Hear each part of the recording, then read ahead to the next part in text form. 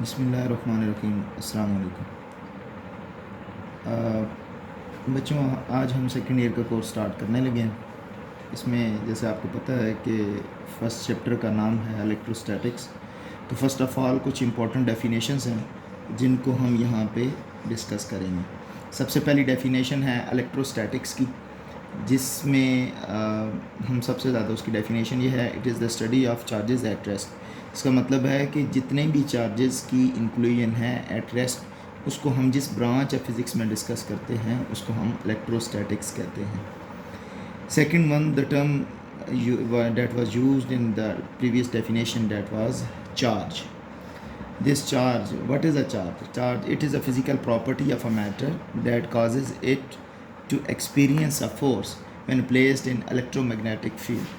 यानी इसका मतलब ये है कि जब आप ये किसी भी मैटर की एक प्रॉपर्टी है, जब भी आप किसी मैटर को आप किसी भी इलेक्ट्रिक या मैग्नेटिक फील्ड के अंदर रखते हैं तो वो एक फ़ोर्स उसको उसके ऊपर ख़ुद ब खुद एक्ट करती है।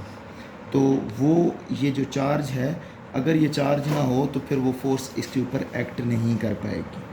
तो similarly there are two types of charges, ये हमें पहले पता है, एक पॉजिटिव चार्ज होता है और दूसरा नेगेटिव चार्ज होता है।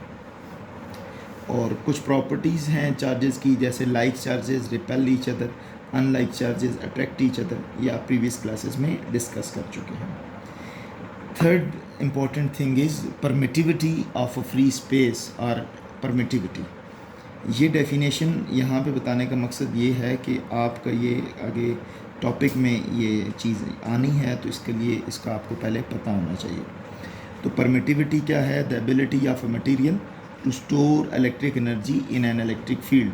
यानी ये किसी भी ख़ास मटेरियल की उसकी इंट्रिंसिक प्रॉपर्टी है, उसकी अपनी सलाहियत है कि वो कितनी इलेक्ट्रिक एनर्जी को स्टोर करता है। तो ये कुछ इंपॉर्टेंट डेफिनेशंस थी। अब इसके साथ ही हम अपना पहला टॉपिक चैप्टर नंबर 12 का स्टार्ट करते हैं, जिसका नाम है Coulomb's law.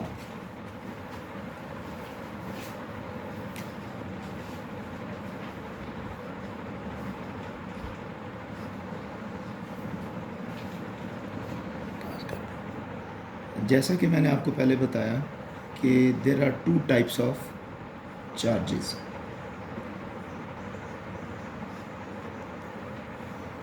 Number one is positive and number two is negative. Examples of positive charges are proton and negative charge is electron. The question here may arise in the mind of a person is that why proton has a positive charge and electron has a negative charge.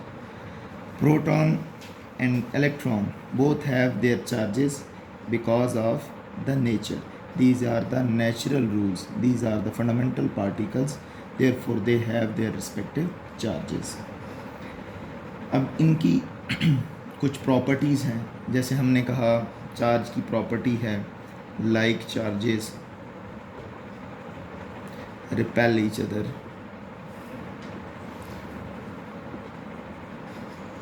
and second one is unlike charges attract each other.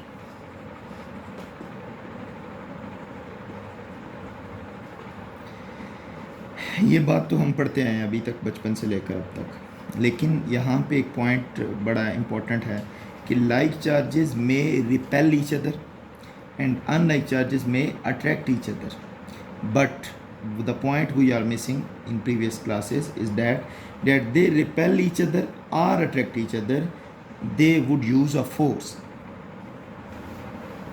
that may be repulsive force or attractive force.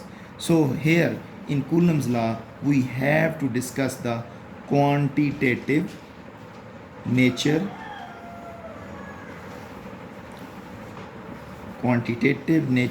of these forces. May be repulsive or attractive. In 1873, French army military engineer आप कह सकते हैं, Charles कूल्म्स, उसने ये सबसे पहले study किया और अपने रिज़ल्ट्स को एक फॉर्म में प्रेजेंट किया। उसको आपने कहा कि ये कूलम्स लॉ है। तो सबसे पहले हम कूलम्स लॉ को डिस्कस करते हैं। कूलम्स लॉ की स्टेटमेंट के मुताबिक एक फोर्स है वो डायरेक्टली प्रोपोर्शनल है दो चार्जेस की प्रोडक्ट के। सबसे पहले हम अगर देखते हैं, let's suppose this is a one charge and this is another. अगर ये जो चार्ज है ये पॉजिटिव चार्ज है और ये भी जो है वो पॉजिटिव चार्ज है, तो both will repel each other and goes in opposite direction. अगर ये नेगेटिव चार्ज है, ये भी नेगेटिव चार्ज है, तो फिर भी दोनों क्या करेंगे, एक दूसरे को रिपेल करेंगे विद अ सर्टेन फोर्स। अगर ये पॉजिटिव चार्ज है और ये नेगेटिव चार्ज है, तो दोनों एक दूसरे को क्या करेंगे, अट्रैक्ट करेंगे with the attractive force. So here we have to discuss the nature of and qualitative nature of these forces that may be attractive or repulsive. So यहाँ पे जो हमारा मेन पॉइंट है वो ये है कि let's suppose this positive charge is Q1 and this is a Q2. So the product of these forces Q1 and Q2, यानी फोर्स जो है वो डायरेक्टली प्रोपोर्शनल है magnitude of product of these charges, and this force is inversely proportional to square of distance between them. यानी ये जो distance है इसका स्क्वायर लेना है, this is are.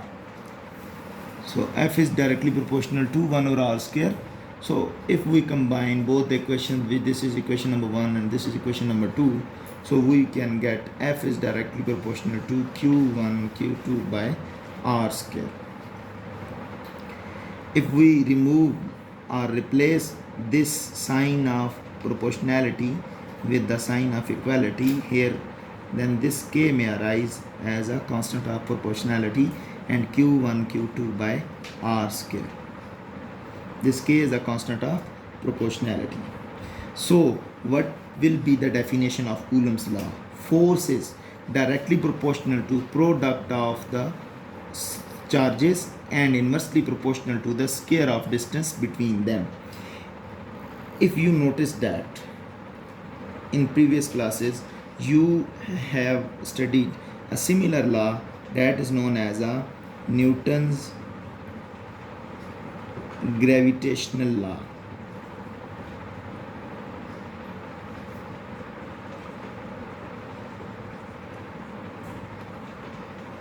F is equal to g m1 m2 by r square. अब इन दोनों laws में जो डिफरेंस है वो ये है कि ये हमें मैसेज के बारे में बता रहा है और ये हमें चार्जेस के बारे में बता रहा है, और इसलिए दोनों के जो कांस्टेंट हैं वो अलग अलग हैं। अब हम बात करते हैं अपने जो कांस्टेंट है हमारा जो k उसकी। तो k की जो वैल्यू है वो आती है k is equal to 1/4 pi epsilon naught. What is epsilon naught? Epsilon naught is a permittivity of free space. Its value is 8.85 10 raised to power minus 12 Newton meter square per coulomb square. अब अगर आप इस formula में ये epsilon not की value लगाएं और 4 तो कांस्टेंट है, पाई की वैल्यू लगाएं 3.1416, so you can get k is equal to 8 point something which is approximately equal to 9 into 10 raised to power 9. Important factor is that how will we calculate the unit of k? According to this equation, this is equation number 3, f is equal to k q1 q2 by r square. k का unit निकालना है f into r square divided by q1 q2. f का unit होता है Newton, are का होता है metre, तो ऊपर स्क्वायर है तो न्यूटन मीटर स्क्वायर, और नीचे चार्जेस हैं तो so the unit of k would become newton metre square per coulomb square. इसी तरह अगर आप डिस्कस करते जाएं तो ये जो एप्सिलॉन नॉट है बेसिकली ये अभी फ्री स्पेस की परमिटिविटी है। अगर हमारे पास यहाँ पे कोई कांस्टेंट आ जाता है, जैसे कि हम कहते हैं कि हमने दो चार्जेस के दरमियान, जैसे ये चार्ज है और ये चार्ज है, तो इनके दरमियान कोई डाइलेक्ट्रिक मीडियम रख दिया, तो उस डाइलेक्ट्रिक मीडियम की परमिटिविटी किस तरह अफेक्ट करेगी इस रिलेशन को। तो फिर हमारे पास जो रिलेशन बनेगा वो ये होगा F इज़ इक्वल टू के Q1 Q2 by r square था। के का अगर रिलेशन लगाते हैं तो F is equal to 1/4 pi epsilon naught Q1 Q2 by r square. अभी तक जो हमारे पास मीडियम है वो फ्री स्पेस है। अगर हम यहाँ पे कोई डाइलेक्ट्रिक मीडियम हमने पॉजिटिव नेगेटिव चार्जेस या पॉजिटिव चार्जेस के दरमियान रख दिया है, तो हमारे पास जो रिलेशन में चेंज आएगा वो ये आएगा 1/4 पाई एप्सिलॉन नॉट, और एप्सिलॉन आर साथ एक जो नंबर है हमारा फैक्टर है वो मल्टीप्लाई हो जाएगा। ये एप्सिलॉन आर क्या है, ये बेसिकली रिलेटिव परमिटिविटी है जो हर एक मीडियम की अपनी अपनी जगह पे मौजूद है। तो रिलेटिव परमिटिविटी आपने यहाँ पे इधर लगा दी है। तो अब अगर आप देखें तो पूरे फार्मूले में जो चेंज आ रहा है ये तो सारे का सारा आपका फोर्स है, ठीक है। तो जो चेंज आ रहा है अगर आप इसको FC का नाम दे लें या कोई और नाम दे लें, FRE अगर कह देते हैं, तो F ओवर एप्सिलॉन आर आपका आ जाएगा, ठीक है जी। तो यहाँ तक आपका ये टॉपिक है। अभी इसके साथ ही एक हमारा बड़ा इम्पोर्टेंट रिलेशन या आप कह सकते हैं प्रूफ जो पेपर में आता है वो है जी F of 1/2 is equal to minus of F(2)(1). ये हमने प्रूव करना है। सबसे पहले ये 1/2 और 2/1 क्या है, let's suppose this is a point number 1 and this is a point number 2। तो अगर एक फोर्स F से 1 से 2 की तरफ जा रही है, उसकी डायरेक्शन ये है, तो इसको कहा गया F12, और अगर कोई 2 से 1 की तरफ आ रही है तो उसका नाम दिया गया F ऑफ 2/1। अप्रूव हमने ये करना है कि दोनों अपोजिट डायरेक्शन में और साइन उनके, यानी ये जो नेगेटिव साइन है ये शो कर रहा है अपोजिट डायरेक्शन, लेकिन ये हमने प्रूव करना है। अगर F12 हम लिखते हैं तो उसका 1/4 pi epsilon naught Q1 Q2 by r square, और उसी के साथ आ जाएगा R ऑफ यूनिट वेक्टर जो कि 1 2 के इक्वल है। इसी तरह R ऑफ 2/1 आप लिखेंगे 1/4 pi epsilon naught Q1 Q2 by r square, और R ऑफ 2/1 आप यहाँ पे लगा देंगे। यहाँ पे आपके माइंड में एक क्वेश्चन होगा कि वाई वो include an unit vector here. तो आपको पता है कि जो फोर्स है वो एक वेक्टर क्वांटिटी है, तो जब भी वेक्टर क्वांटिटी होती है तो वेक्टर की डेफिनेशन में ही हमें पता है कि एक मैग्नीट्यूड होता है और उसके साथ साथ उसमें डायरेक्शन इन्वॉल्व होती है। तो ये जितना ये जो मैं इनसर्कल कर रहा हूँ ये बेसिकली इस फोर्स का मैग्नीट्यूड है, और ये जो इसके साथ है ये इसकी डायरेक्शन है। तो इसका मतलब ये हुआ कि these unit vector would represent the direction of these respective forces. अब हमें पता है कि दोनों की डायरेक्शन अपोजिट है, तो डायरेक्शन को कौन रिप्रेजेंट कर रहा है, यूनिट वेक्टर, लिहाजा ये दोनों आपस में इक्वल होंगे विद अपोजिट साइन। सो हम दोनों में से किसी एक इक्वेशन में भी R12 की जगह माइनस R21 पुट कर सकते हैं, या R21 की जगह पे माइनस R12 पुट कर सकते हैं। ये आपकी अपनी चॉइस पे डिपेंड करता है। मैं इस इक्वेशन में F12 वाली इक्वेशन में मैं पुट करना जा रहा हूँ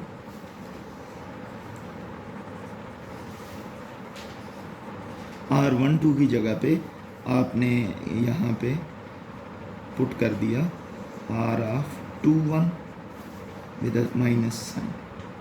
तो F12 is equal to 1/4 pi epsilon naught, ये माइनस साइन पीछे आ जाएगा, मल्टीप्लाई होके Q1 Q2 by are square और R2 1 आ गया। अगर आप गौर से देखें तो ये जितना भी है ये सारे का सारा किसकी इक्वल आ रहा है, F of 1 2 is equal to minus F of 2. That's it. We proved that both the forces have opposite in direction. That's it. Thank you very much.